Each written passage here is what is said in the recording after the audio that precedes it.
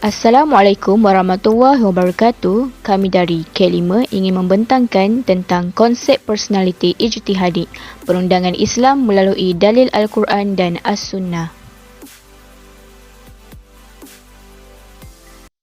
Biodata Imam Syafi'i. Nama sebenar beliau adalah Abu Abdullah Muhammad bin Idris. Nama gelaran Asy-Syafi'i diambil sempena nama datuknya Syafi'i bin Sa'ib. Tarikh lahir beliau adalah pada 150 Hijrah. Tempat lahir di Gaza, Palestin. Tahun dan umur ketika meninggal dunia 204 Hijrah. Beliau berumur 54 tahun. Beliau berasal dari keturunan Rasulullah sallallahu alaihi wasallam pada sebelah datuk. Imam Asy-Syafi'i adalah seorang imam mazhab 4, iaitu pengasas mazhab Syafi'i. Surah Al-Baqarah ayat 269 tentang orang yang mengambil hikmah dari firman Allah.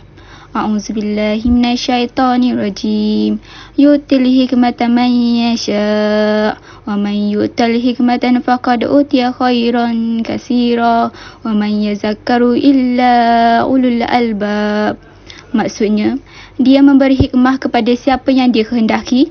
Barang siapa diberi hikmah, sesungguhnya dia telah diberi kebaikan yang banyak, dan tidak ada yang dapat mengambil pelajaran kecuali orang-orang yang mempunyai akal sihat. Seterusnya, ayat kedua dari surah Al-Mulk ayat 10 tentang orang yang berilmu tidak termasuk golongan yang rugi. A'udzubillahi minasyaitonirrajim.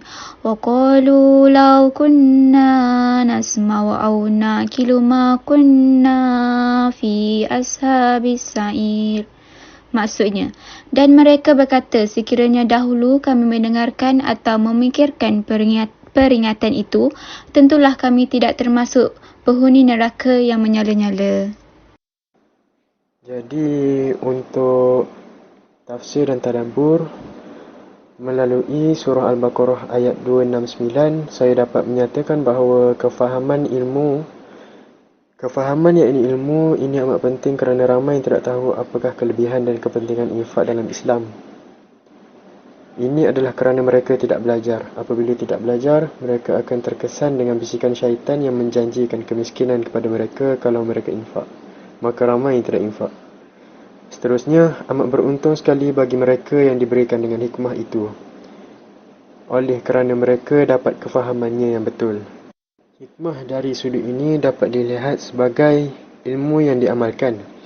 Maka mereka akan infak dengan banyak dan hasilnya mereka akan jadi kaya raya di akhirat. Malah di dunia lagi mereka akan mendapat balasan baik.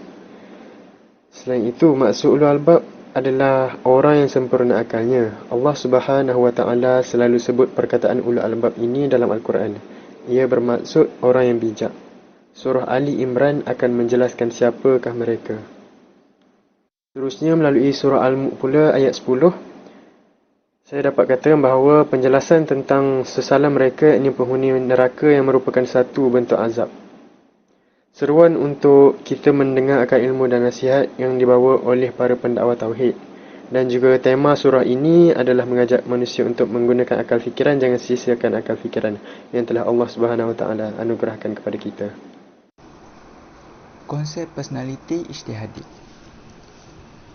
Bahagian 4, kehidupan sebagai mahasiswa.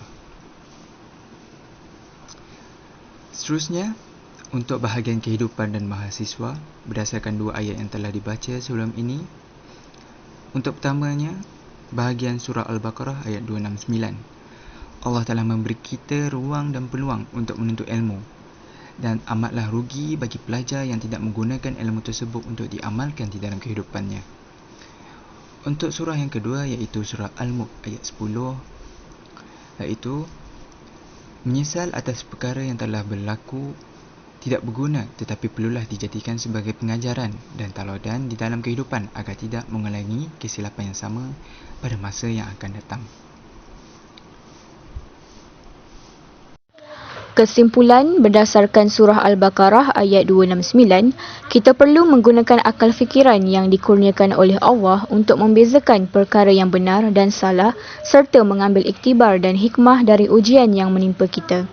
Surah Al-Mulk ayat 10, kita perlu mengikuti perkara yang benar dan mencari ilmu untuk mengetahui hal yang benar agar tidak menjadi orang yang rugi dan menyesal kelak.